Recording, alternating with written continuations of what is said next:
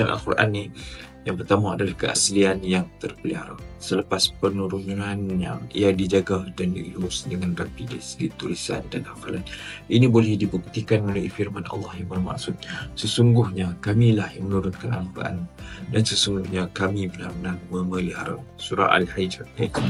Keistimewaan Al-Quran berbanding kitab-kitab samawi yang lain adalah Taurat dan Injil telah banyak diubah oleh pemeluknya, namun tiada siapa dapat mengubah isi kandungan Al-Quran. Yang kedua, Al-Quran ini selari dengan sains moden. Banyak penemuan suatu perkara dalam Al-Quran ini selari dengan bukti sains moden adalah keistimewaan yang sering dikagumi. Banyak fakta-fakta ilmiah yang baru terbongkar pada era ini ternyata disebutkan di dalam Al-Quran pada lebih 14 abad yang lepas. Jadi tuan-tuan, ambil peluang dalam bulan Ramadan ini, perbanyakkan membaca Al-Quran. Jangan tinggal langsung. Assalamualaikum warahmatullahi wabarakatuh.